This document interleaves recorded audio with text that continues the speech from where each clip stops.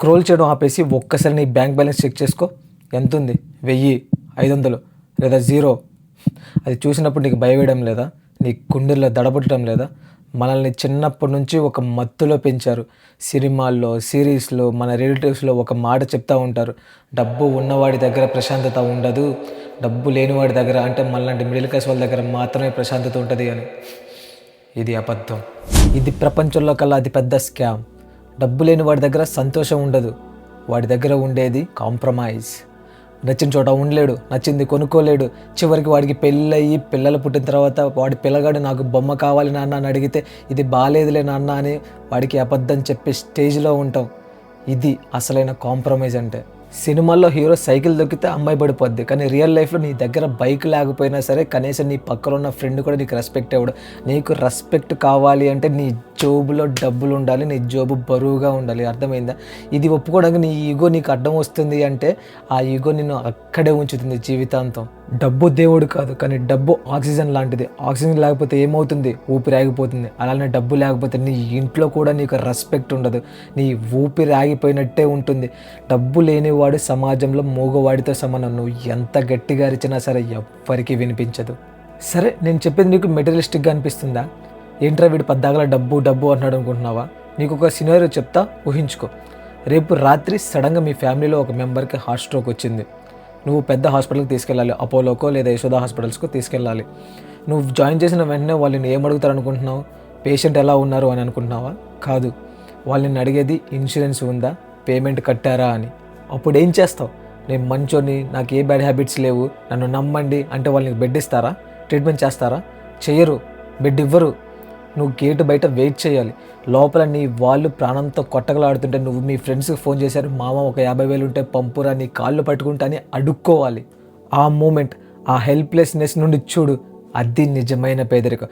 ఆ రోజు నీకు అనిపిస్తుంది అస్సలు నేను ఎందుకు సంపాదించలేదురా డబ్బులు అని. ఆ రోజు నీ లేజినెస్ నీకు గుర్తురాదు, నీ ఎక్స్క్యూజెస్ నీకు గుర్తురావు, కానీ అప్పటికే టైం అయిపోయి ఉంటుంది. డబ్బంటే లగ్జరీ కార్లు, బంగ్లాలు కాదు. డబ్బంటే సేఫ్టీ, నీ ఫ్యామిలీకి నువ్వు ఇచ్చే భరోసా. డబ్బంటే మీ కూతురు పెళ్ళి, డబ్బంటే మీ అమ్మ మందులు. ఇవన్నీ వదిలేసి నేను సింపుల్గా తిరుగుతానంటే నువ్వు సింపుల్ కాదు, నువ్వు ఒక ఇర్రెస్పాన్సిబుల్. నీ ఫ్యామిలీకి నువ్వు ఒక రిస్క్. వాళ్ళు చేసిన తప్పేంటో తెలుసా? నిన్ను కనడమే. ఇప్పుడు పాయింట్కి వద్దాం. అసలు నీ దగ్గర డబ్బు ఎందుకు లేదు? గవర్నమెంట్ బాగాలేదా? ఎకానమీ బాగాలేదా? మీ నాన్న ఆస్తి ఇవ్వలేదా? షటప్. ఈ సొల్లు కబుర్లు చెప్పడం ఆపు. నీ దగ్గర డబ్బు లేకపోవడానికి కారణం ఏంటో తెలుసా? NUVVU, అది నువ్వే. రోజుకి 24 గంటలు, అందులో నువ్వు ఎంతసేపు వాల్యూ క్రియేట్ చేస్తున్నావు? ఒక 4 గంటలు ఇన్స్టాగ్రామ్లో స్క్రోల్ చేసుకుంటూ కూర్చుంటావు, ఫేస్బుక్లో సొల్లు కబుర్లు పెడతావు, క్రికెట్ మ్యాచ్లు, పొలిటీషియన్ గొడవలు. వీటి మీద ఉన్న శ్రద్ధలో కొంచెమైనా సరే నీ స్టడీస్ మీద ఉందా? సరే పోనీ నీ ప్యాషన్ మీదన్నా ఉందా?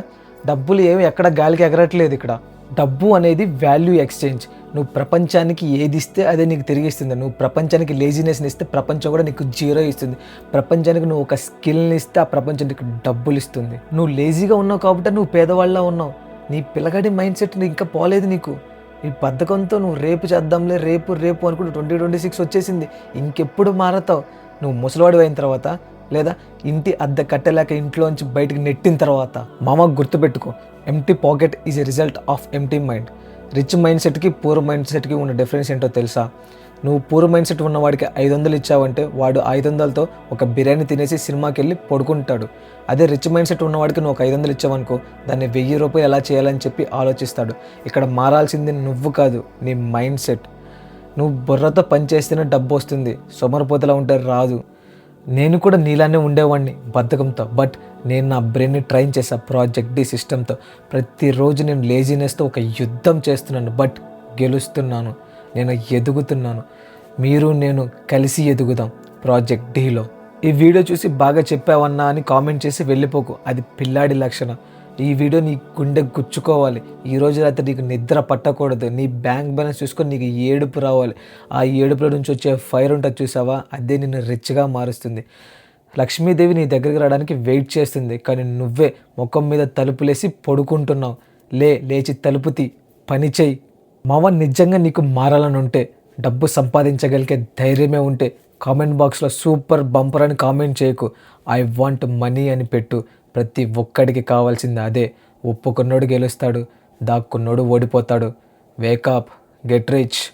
Project T signing of.